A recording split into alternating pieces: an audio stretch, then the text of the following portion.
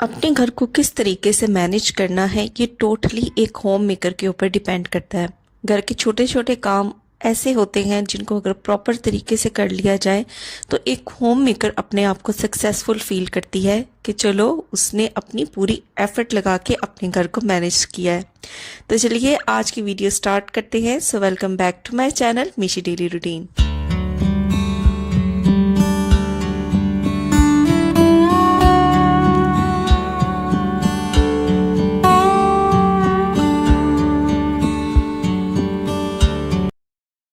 कल शाम को मैं मार्केट गई हुई थी और मार्केट में डिश वॉश लिक्विड लगा हुआ था स्पेशल ऑफर के ऊपर। और अगर किसी भी चीज़ के ऊपर ऑफर लगी हो और वो मेरी ग्रॉसरी के अंदर या मेरे घर के किसी भी आइटम के अंदर वो चीज़ ख़त्म हो चुकी हो तो मैं प्रेफर यही करती हूँ कि जो ऑफर वाली चीज़ होती है ना उसको अवेल करूँ। अच्छा, यहाँ पे ना मैं क्या करती हूँ कि जब भी मैं डिश वॉश लिक्विड लेके आती हूँ तो उसको मैं डिवाइड करके यूज़ करती हूँ। इस तरीके से देखे ऑफर में मुझे 2 बॉटल्स मिल रही थी, एक बड़े साइज़ की और एक मीडियम साइज़ की। तो उससे पहले वाला जो डिश वॉश लिक्विड था उसका जो कंटेनर था वो खाली हो चुका था, लेकिन उसको मैंने फेंका नहीं। मैं क्या करती हूँ कि इसी का यूज़ करूँगी और बहुत ज़्यादा देर तक इस डिश वॉश लिक्विड को मैं कई महीनों तक इस्तेमाल कर सकूँगी। और मैं आपसे भी यही कहूँगी कि ये डिश वॉश लिक्विड काफ़ी ज़्यादा थिक होता है। अगर आप अपनी कॉस्ट को तो जो न्यू बॉटल है ना उसमें से डिश वॉश लिक्विड को मैं इस एम्प्टी बॉटल के अंदर ऐड करूंगी और आप ये देखेंगे कि मैं इसकी कितनी क्वांटिटी जो है वो इस एम्प्टी बॉटल के अंदर ऐड करती हूँ। तो जब मैं ऐड करने के बाद आपको लिक्विड की क्वांटिटी भी दिखाऊंगी कि बिल्कुल थोड़ा सा ही लिक्विड मैंने जो है वो पहले वाली बॉटल के अंदर ऐड किया है और इसको दोबारा से ना मैं फिलअप कर दूंगी पानी के साथ।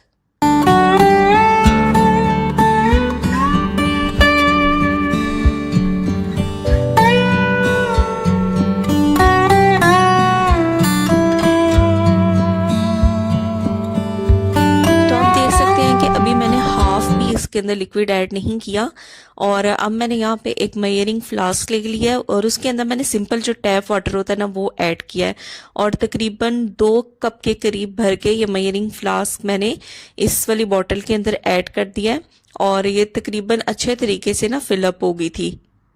तो पानी ऐड करने के बाद इसका ना मैं लिड लगा दूंगी और इसको अच्छे तरीके से शेक कर लूंगी। तो आप यकीन करें, देखें आपने थोड़े से ही लिक्विड से पूरी जो डिश वॉश लिक्विड की बोतल है ना उसको फिलअप कर लिया है और 1 मंथ तक तो आपकी यही नहीं खत्म होगी।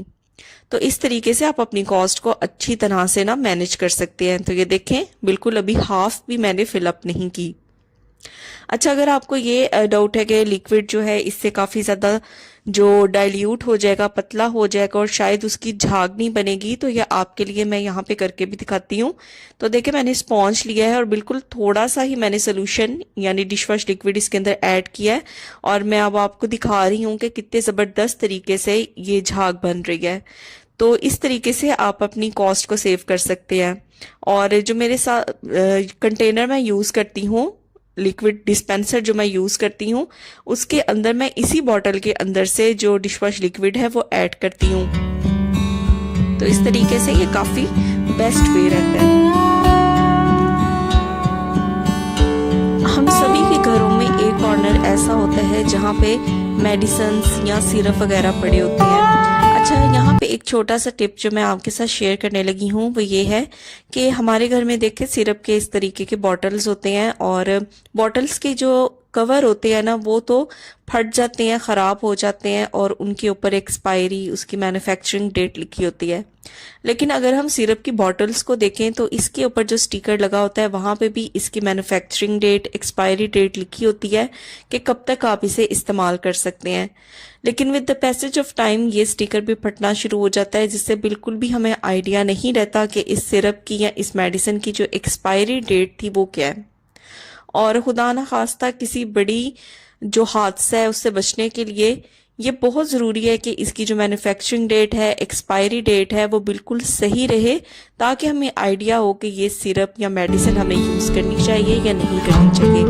तो इसका ना बहुत ही सिंपल सा वे है कि जो भी आपके घर में मेडिसिन है, तो इसी तरीके से जो बाकी की 2 सिरप की बॉटल्स हैं उनकी भी एक्सपायरी और मैन्युफैक्चरिंग डेट को मैं इसी तरीके से सेव कर लूँगी ताकि कोई भी यूज़ करे तो वो यहाँ से अच्छे तरीके से देख ले ये एरिया फटा हुआ ना हो और विजिबल हो कि क्या इसकी एक्सपायरी डेट है।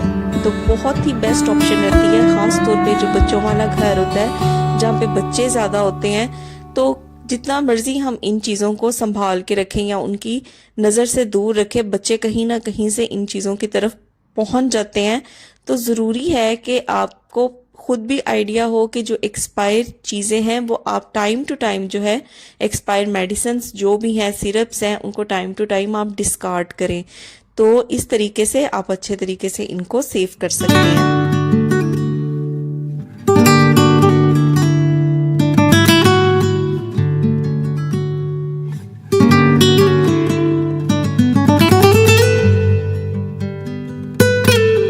कोई भी केक या पेस्ट्री या कुछ भी हमने बेक करना हो तो हम इस तरीके का जो बेकिंग पेपर होता है उसका इस्तेमाल करते हैं।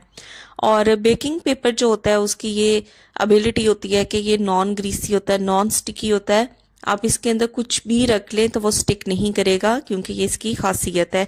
लेकिन अगर आपको इमरजेंसी में कोई केक बेक करना पड़ रहा है, कोई पेस्ट्री बनानी पड़ रही है, कुछ भी जिसमें आपको बेकिंग पेपर का इस्तेमाल करना है और आपके पास बेकिंग पेपर अवेलेबल नहीं, तो यहाँ पे एक छोटा सा हैक शेयर करूंगी जिसको यूज़ करके आप बिल्कुल एक नॉर्मल पेपर को बेकिंग पेपर की तरह बना सकते हैं। तो मैंने यहाँ पे ना एक रजिस्टर ले लिया है और उसका मैंने एक पेज ले लिया है। अब जो भी बाउल है या जो भी कंटेनर है जिसके अंदर मुझे बेक करना है कुछ भी, उसके साइज के अकॉर्डिंग मैं इस पेज को कट कर लूंगी। तो उस बाउल को मैंने इस तरीके से प्लेस कर दिया है और पेन से मैं इसके इर्द गिर्द ड्रॉ कर लूंगी कि कितना जो पेज है ना वो मुझे कट करना है।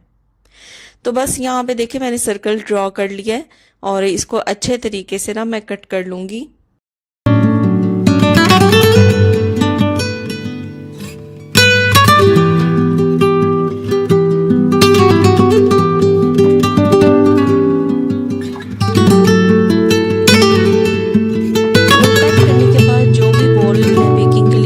करूंगी केक बनाने के लिए, तो उसके अंदर मैं इसको एडजस्ट करूंगी। तो एडजस्ट करने के लिए यहाँ पे एक छोटा सा टिप है। सबसे पहले ना यहाँ पे मैं ले लूंगी ऑयल। तो यहाँ पे ना जल्दी जल्दी में मुझसे ऑयल की काफ़ी ज़्यादा क्वांटिटी पड़ गई थी, तो मैं इसको निकाल लूंगी। जस्ट बिल्कुल थोड़ा सा ऑयल ही चाहिए और ब्रश से मैं अच्छे तरीके से पूरे बाउल के अंदर इसको ग्रीस कर दूंगी, ताकि जब मैं पेज इसके अंदर रखूं, पेपर रखूं, तो जो पेपर है ना वो स्टिक ना करे। तो अच्छे तरीके से जब मैंने बाउल को ग्रीस कर लिया ना, तो अब ये जो पेपर मैंने कट किया था वो इसके अंदर मैं रखूंगी। इसको थोड़ा सा फोल्ड करूंगी ताकि इजीली जो है बाउल के अंदर ये एडजस्ट हो जाए।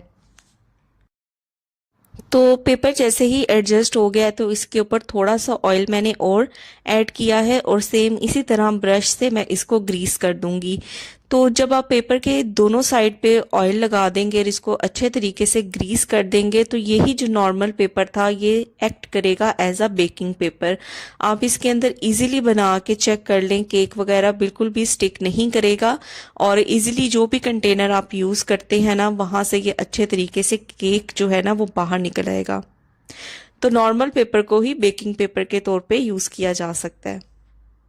मैंने ना अपने वॉशरूम के अंदर इस तरीके के 2 रैक्स एडजस्ट करवाए हैं और इन रैक्स के अंदर ना मैंने परफ्यूम्स की या बॉडी स्प्रे की जो बॉटल्स हैं उनको रखा हुआ है, ताकि कोई रेडी होके अगर वॉशरूम में रेडी होता है या कहीं पे भी जाना हो तो यहाँ मेन एक जगह हो जहाँ पे सारे परफ्यूम्स हों, बॉडी स्प्रे अवेलेबल हों, तो यहीं से हम इन्हें यूज़ कर लें। लेकिन काफ़ी देर हो गई थी, मैंने ना इनको सॉर्ट आउट नहीं किया था क्योंकि इनमें से काफ़ी जो थे वो खाली हो चुके थे। और इस तरीके से ना इनको अगर सॉर्ट आउट कर लिया जाए तो जो न्यू परफ्यूम्स होते हैं उनके लिए स्पेस बन जाती है। तो बारी बारी मैं चेक कर लूँगी कि इनके अंदर से कौन से जो परफ्यूम हैं या बॉडी स्प्रे हैं वो खाली हो चुके हैं, तो उनको मैं डिस्कार्ड कर दूँगी ताकि जो नए बॉडी स्प्रे हैं या परफ्यूम है ना उनकी जगह बन जाए। तो इस तरीके के ये जो बास्केट्स है ना ये काफ़ी ज़्यादा मजबूत रहती हैं। मैंने इनको फिक्स कराया है, इनको की लगा के ना मैंने फिक्स कराया, क्योंकि हैवी बॉटल्स परफ्यूम्स की इनके अंदर ना मुझे रखनी थी, इसलिए इनका अच्छे तरीके से फिक्स होना बहुत ज़रूरी था। तो ये 2 बॉटल्स जो हैं एम्प्टी थी, एक बॉडी स्प्रे की और एक परफ्यूम की, तो इनको मैं डिस्कार्ड कर दूंगी। तो इस तरह टाइम टू टाइम अगर हम चीज़ों को सॉर्ट आउट करते जाए ना, तो अगली जो न्यू चीज़ें होती हैं ना, उनके लिए काफ़ी स्पेस बन जाती है। ये छोटे छोटे से आइडियाज़ होते हैं, टिप्स होती हैं जो हमारी डेली लाइफ में ना बहुत ज़्यादा काउंट करती हैं, और अगर इनको फॉलो कर लिया जाए ना, तो यकीन करें लाइफ बहुत आसान हो जाती है। तो मैं इस तरह के जो छोटे छोटे टिप्स होते हैं उनको आम रूटीन में फॉलो करती रहती हूँ, ताकि मेरी लाइफ जो है वो ईजी रहे। अगर आप भी अपनी लाइफ को है ईजी बनाना चाहते हैं तो मेरे चैनल को सब्सक्राइब करें, ताकि आपको इस तरीके की मज़े मज़े की home related tips and tricks मिलती रहें। मिलूंगी नेक्स्ट वीडियो में। Till then take care, bye bye.